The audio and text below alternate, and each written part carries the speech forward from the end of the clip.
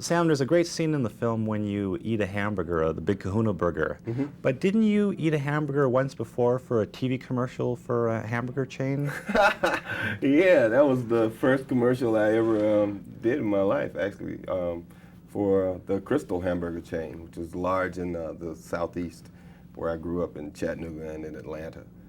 Yeah, and I think my dialogue is one of those small little square nickel burger things, and had little onions on it, and I think my dialogue was, it's probably the cooked onions. Yeah. Made my mom realize I was really an actor. It's the first time she saw me on television, and she accepted the fact that I was making a living.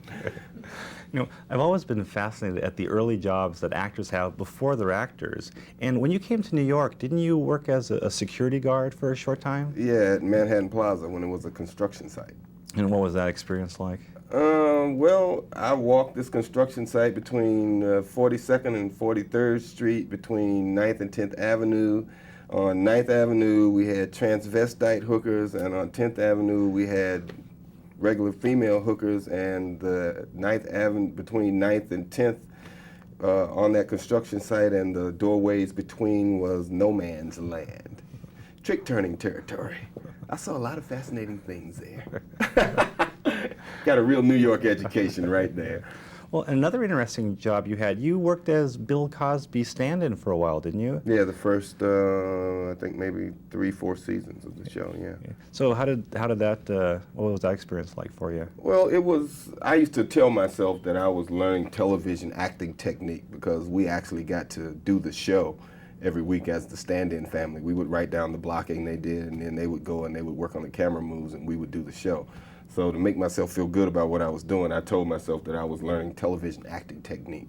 And I guess it kind of worked, but it was a job. It paid me, and it was like a class for me. And they also were very understanding when I had auditions. It was more or less good luck and hurry back than no, you can't go. I need somebody to wait my tables. So it was cool. I know you went through a period where you played a lot of bad guy roles. Yeah.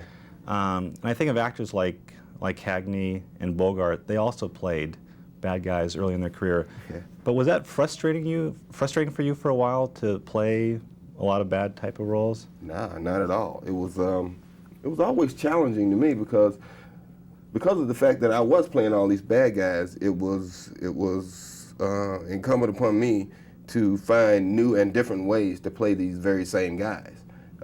And it allowed me to grow in a whole nother way as an actor. This film has a lot of buzz about it, and there's a lot of talk about the actors working on it, making a lot less than they could doing another film. Mm-hmm. Have you ever been associated with a film that's gotten so much hype before its release? Nope. Not to my knowledge. Well, yeah, maybe Do the Right Thing. Yeah, Spike's film. That's about it.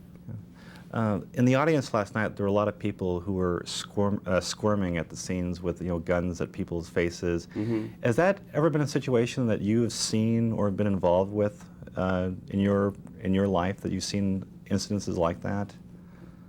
Yeah. It may squirm even more because it's real.